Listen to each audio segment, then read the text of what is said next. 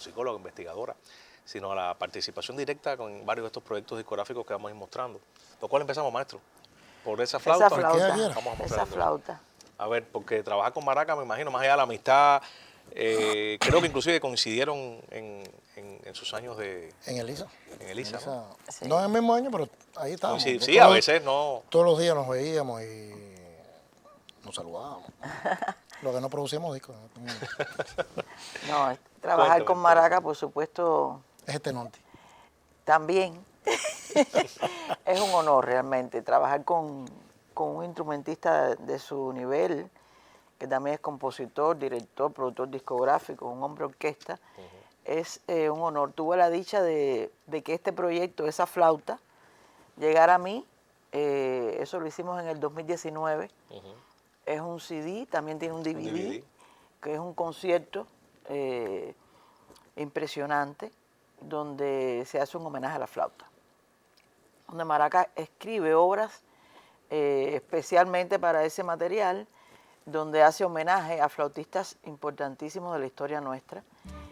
Invita a otros flautistas y a otros músicos para que le acompañen. Es un material maravilloso que firmó José Manuel García, que estuvo compitiendo en Cuba Disco el año pasado, que estuvo nominado también. Y es un trabajo que yo creo que todo el mundo debe ver. Ha tenido muchas vistas en YouTube, lo he revisado y tiene muchísimas personas que lo han visto. Y yo creo que es un material maravilloso. Tanto si usted puede disfrutar del audio, que es exactamente lo que ocurrió ahí en vivo ese día, con los retoques mínimos que se hacen en algo así, y el concierto, donde usted ve la interacción entre los músicos, los flautistas, y desde la humildad de Maraca, de que quiere siempre que le acompañen músicos importantes y flautistas como él también. Claro. Aquí hay homenaje, bueno, estábamos viendo en esta última foto, la foto la contraportada al Tosco, lamentablemente. Estuvo presente en ese material. Exactamente. Tocó y disfrutó mucho. O sea, disfrutamos todo. Porque además te voy a contar algo, discúlpeme que me... No, para nada. Durante la filmación, que fue un concierto en vivo, él estaba sentado ahí, y me acuerdo que estaba René Herrera, de la flauta de madera, y vieron todos los números. O sea, él tocó creo que en 2 temas, ¿no? En 2 temas. Y los demás, que son 9, los disfrutaron ahí, ellos mirando y aplaudiendo y viendo todo lo que yo estaba inventando. Inventando ahí, ¿no? Pero bueno, yo creo que es importante porque es que fue una generación importante, y han sido generaciones, no solamente esta, la tuya o la de José Luis, esa del Tosco en este caso, la de René, la de otros, Loyola, que también han sido muchas generaciones de flautistas. Inclusive aquí hay homenaje a Caño, a Richard Ewe. Debemos partir de aquí. El primer instrumento que se conoce de la humanidad es la flauta. Es una cueva del sur de Alemania hace cerca de 43.000 años. Tú dirás, bueno, ¿qué tiene que ver con esto? En Cuba tiene mucho tiempo también, entró creo que en 1700 algo, por Matanzas y Oriente, ¿no? O Santiago, Oriente le llaman. Creo que de Francia, o sea, la flauta es francesa, o sea, la flauta de madera que entró a Cuba era francesa. Y entró como música para bandas militares. O sea, se tocaba en las bandas militares de la época, españolas, la flauta. Después fue evolucionando. Después, bueno, cuando empieza ya la nación cubana a forjarse, la música cubana también lo hace y empezamos a ver que ya de la danza y la contradanza aquella que vino, o que se pasó por aquí, surge el danzón, que no venía ya de Europa, sino que es cubano. Que nace aquí. Nace aquí. Y nace, creo que sin flauta, no estoy seguro que nació con flauta, porque tengo grabaciones en 1906 que las tengo y no hay flauta. De Pablo Valenzuela, me parece. Después, ya sí la flauta comandó fuertemente, o sea, estuvo décadas que el equivalente, para entender fácil y rápido, de los cantantes hoy que comunican, que hablan, que dirigen las orquestas, eran los flautistas. A veces no dirigían, sino que eran, por ejemplo, el caso de Richard Ewe en Aragón, no era el director, pero era el complemento vital, el que hacía todos los solos prácticamente y guiaba las melodías. Era la voz cantante en el... La voz cantante. Dicho en el buen, con respeto, por supuesto. Y entonces no solamente él, Alcaño, Belisario López, este otro Fajardo que tenemos ahí, Pancho el Bravo, Fajardo tenía 3 orquestas en La Habana sonando. Y antes estaba Antonio María Romeo, que tenía también tremendos flautistas. Y esa tradición siguió, hasta que yo descubro, en mi caso, ¿no?, a José Luis Cortés, y creo que estamos de acuerdo casi todos los flautistas, que él como que revolucionó la charanga, o sea, empezó a tocar en bambán de una manera distinta, empieza a incorporar todo lo que tenía en la cabeza, que eran cosas de funk, de música jazz, de rock, y eso cambió el sonido, apoyado por un formel genial, le dio la plataforma ideal para modificar la flauta. Eso me llama la atención poderosamente. Yo que quería estudiar saxofón u otros instrumentos, que yo no pedí nunca estudiar flauta a nadie. Yo no he pedido en mi vida estudiar flauta. Me pusieron para que entrara porque había más plazas de flautistas. Ganamos un flautista. Y entonces entré ahí y ganamos. Y entonces, pero eso fue él fue uno de los flautistas que logró convencerme para seguir en la flauta. Pues yo no quería, yo quería cambiar para saxofón o guitarra. Me dijeron, no te metes en eso. Y entonces, efectivamente, cuando ya en nivel medio con un saxofón, que llegué a tocar barítono en los festivales de jazz y todo, tengo fotos. Pero no, yo me di cuenta que ya era tarde, o sea, que mi voz estaba más en la flauta, que lo que iba a hacer era perder el tiempo en saxofón. O sea que Maraca ha dicho algo, no nos va a dar tiempo de desarrollar esta pregunta que les quiero hacer a ambos, y quiero empezar por la dama, pero ojalá tuviéramos un programa dedicado a esto, pero esto que él ha dicho sobre la flauta, que bueno, lo sabemos, ¿no? Lo que estamos un poco más, un poco menos dentro de la industria, dentro de la música. Los grandes flautistas cubanos, todo lo que mencionaste, herederos. Ahora bien, hay un punto convergente, yo quiero que tu opinión, Elcia, porque a principios de la revolución, cuando se crea la ENA, vienen muchos profesores de lo que entonces fue el campo socialista, Checoslovaquia, Polonia, Bulgaria, la Unión Soviética, bueno, y que vinieron flautistas adentro. Profesores no solamente de violín y de viola y de cuerda frotada, sino de flauta. ¿Cómo? Porque ustedes vivieron esa época de una forma quizá como esta generación no la está viviendo. Ustedes tuvieron como estudiantes. Yo lo viví un poquito más que yo. Un poquito más que yo. Oye, te está. Pero ¿cómo fue aquel, a juicio tuyo, años después ya con tus investigaciones, con todo lo que has escrito y visto, sobre ese choque, entre comillas, o sea, entre lo que imponía la academia con aquellos maestros, que a la larga también, bueno, técnicamente fueron importantes, pero con la tradición charanguera, sonera, hasta rumbera, ¿no? O sea, folclórica. Yo creo que en resumen habría que decir que fue muy importante toda aquella cantidad de profesores que vinieron, porque desde el punto de vista técnico fortalecieron mucho las escuelas cubanas de piano, de todo lo que sucedió. Pero la música popular cubana es tan fuerte, tiene una tradición tan fuerte, es tan rica, es tan atractiva, que nunca iba a dejar de influir en todo lo demás. Usted puede tener un músico que ha decidido ser totalmente académico e interpretar música totalmente académica, conciertos, estudios, pero tiene en sangre algo que todos tenemos, ese ADN, ¿no? Que viene de la música popular nuestra, y yo creo que esa es la fortaleza también de cada una de las escuelas cubanas de esos instrumentos que muchos estudiaron con profesores europeos. Nunca hubo realmente algo que troncara ese asunto. Ni de un lado. Yo recuerdo a Loyola, su papá fue maestro con él. Su papá fue maestro. Mi papá era profesor de flauta y tocaba flauta. Ondina también lo fue, Roberto Ondina, sí. Y nunca estuvo ajeno al danzón, a lo que se hacía en el cha-cha-cha. Eso siempre estuvo. Siempre Corrales. Alberto Corrales. No, lo que te decía Loyola, yo recuerdo que yo trabajé muchos años con Loyola. Loyola estudió en Polonia. Para estudiar flauta y composición a Polonia. ¿Cómo no? Estudió en Polonia. Y mira hoy.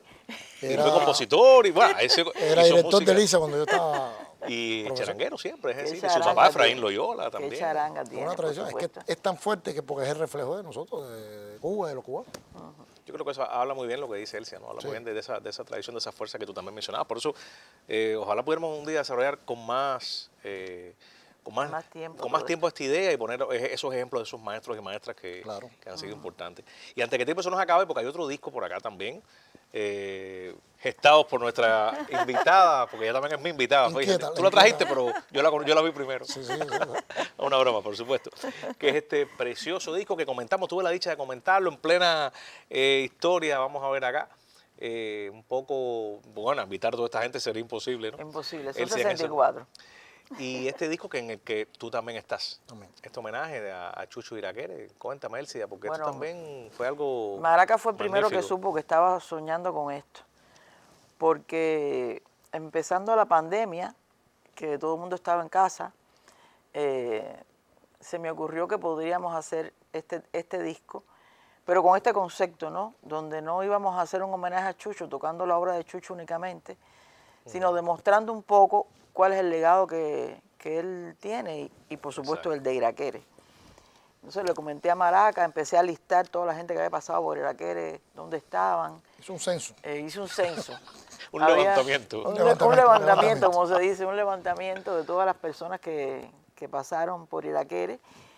Y la idea era esta, que hiciéramos obras nuevas para el disco, aunque tomáramos algunas de repertorio claro, Iraquere. claro. Y ahí es donde se suma César, se suma Germán, que nos sentamos un día y les expliqué y se quedaron así. Además, fueron productores también junto con... Claro, bueno, la idea entonces ellos tuya. se convirtieron en los productores musicales. Sumamos a Thompson porque nadie quería hacer el popurrí que yo quería. Y ellos dijeron, ese lo va a hacer Thompson, porque yo puse unas obras Me acuerdo que complicadas ahí. Germán tenía la misión. Y después hizo así. Y después dijo, yo creo que eso lo debe hacer Thompson. Lo dejó en tercera ahí y se fue. No, porque él hizo otro tema. Y entonces, bueno, aportaron... Germán Velasco, para Germán que Sí, Velasco. entiendan, se le asignaron otra tarea. Otra Otras tareas. Germán aportó 2 obras nuevas, César 2. Maraca retomó una obra que había grabado hacía muchísimos años, casi que con los mismos músicos 20 años después, ¿no? Exactamente. Y con el título de Iraquere en español, que es Selva. Exactamente. José Luis Cortés nos dio una obra que había compuesto hace años y que nunca había logrado grabar, que es El Tamal. Y Con se Chapotín. sumaron los hijos de Chucho Leyanes y Jessy, Jessy, sí. tocando una obra de Chucho, bueno, el popurrí que ya les conté. Y Cucurucho no podía faltar, que se unió con la cantante Heidi Chapman. Heidi Chapman Es que hay para muchos- hacer una muchos versión invitados. de Guatalá maravilloso. Y cierra un divertimento que es con Simafún haciendo Baila mi ritmo. De eso va el disco. Tiene un making of que hizo Rolando Almirante, maravilloso, donde la gente va contando, ¿no?, qué siente que tiene de Iraquere y de Chucho. Muchas fotos maravillosas que encontraron en Bohemia. Y bueno, viste el diseño Sí, sí. para mí espectacular de Arnulfo Espinosa. Yo lo comentaba también, es una pared al final. Sí, ¿no? sí, sí. Esa pared, esa sensación de concreto que es sólida, ¿no? Es Chucho. Y son los nombres de todas las De personas que todos. participan en el disco. El sonido es de Fito, con otros grabadores que también participaron. Y bueno, yo estoy muy satisfecha con el trabajo. Creo que todos los productores también quedamos satisfechos con lo que hicimos. Creo que lograr unir a tantas personas con un mismo entusiasmo, un mismo cariño, Y flautistas de nuevo. también. Porque Germán toca flauta, aunque es saxofonista. Pero... También En Germán este tocó. caso, Tosco, tú. José Luis no tocó. O sea, no José quiso. Luis dirigió. Pero tocar, no estuvo, pudo. o sea, pero está. Pero sí produjo su tema, que creo que fue uno de los últimos que Sí, yo creo que es el hizo. último que él Un grabó tema de, que es de su el- repertorio no grabado. Tengo la impresión de que... Y también Y Chapotín. Chapotín estuvo... Chapotín. Sí, ¿verdad? Chapotín Pero además no estuvo ahí. solamente Que murió lamentablemente para que el público no sepa. es solamente el disco, los ensayos. Aquello fue una fiesta. Me Sí, imagino. sí, Te fue imaginas maravilloso todos los realmente. amigos, los compañeros de que- generaciones. Ustedes tocaron todos mucho, juntos. ya Sí, fuera en pero Iraquere o en otros proyectos. Era como hacer varias versiones de Iraquere, pero al mismo tiempo. O sea, estaban los antiguos, los menos antiguos. Estaba desde Pla, imagínate, Todo el desde mundo, Carlos Pla. Puerto que grabó allá. Hasta muchos jóvenes que no tuvieron nada que ver con Iraquere, ni tan siquiera con Chucho, Luna, pero que se sienten Harold. herederos. Sí, estaba Vía Harold también, a Luna, Yaroldi, que bueno, sí ha Luna, tocado con Harold. Chucho. Te digo que Oliver. en esos días no hubo espectáculo en La Habana porque estaban todos los músicos ahí grabando. Y eso fue una diversión. Bueno, yo les agradezco, ya tenemos el cero también, ya, la coda ya, Claro, como claro. dicen ustedes. Pero bueno, creo que acercarnos al trabajo y hacerlo también con la presencia de Elsie acá para hablar de estas producciones que también, bueno, fueron gestadas por ella, pero que te involucraron a ti de una forma directa y también de una forma, pues como invitado, yo creo que bien ha valido la pena, ¿no? ¿Cómo que no? Y acercarnos No, y ahora a- seguimos involucrados en otro proyecto que se llama. En otro. Adelanto. Las flautas gigantes. gigantes. Bueno, las redes sociales te están delatando. ¿No? Ya la gente ha visto, Y traje fotos que vamos a ir, claro, que claro. quiero que pongas, pero o que ya has puesto. Pero nada, no voy a decir más nada. Las flautas gigantes. Las flautas gigantes también. Una siempre- próxima vez hablamos de eso. Claro que sí, es que hay mucho que contar y mucho que hablar y sobre todo un instrumento como mis invitados han dicho, que es, creo que como tú dijiste, el los primero dioses, el de los dioses. de los dioses y bueno, con una fuerte tradición en la música cubana, ya fuera o ya sea de concierto o popular. Gracias, Elsia. Este no va a Cuando ser, me llames, no este me no va a ser molestes. nuestro. Viniste al primer programa, este no va a ser el último, fíjense. No, nunca. seguimos. Seguimos. Así que gracias por tu presencia acá, por todo lo que haces, por siempre estar pendiente de la discografía cubana, de los buenos proyectos de la discografía cubana que tanta falta hacen, más allá de premios o reconocimientos. Siempre tener a Elsia como productora y como Es un lujo. ideóloga de un disco es algo importante. Yo me demoré en llegar al programa, pero por eso te sugiero que venga más a menudo para poderme comparar con Elsia. Tú también eres de los primeros, no te digas.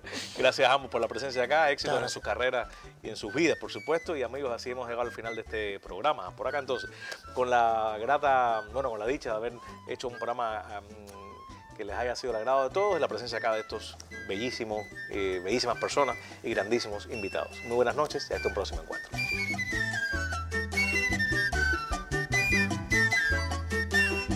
Desde hablar, tú ten cuidado, retumbao, desde hablar.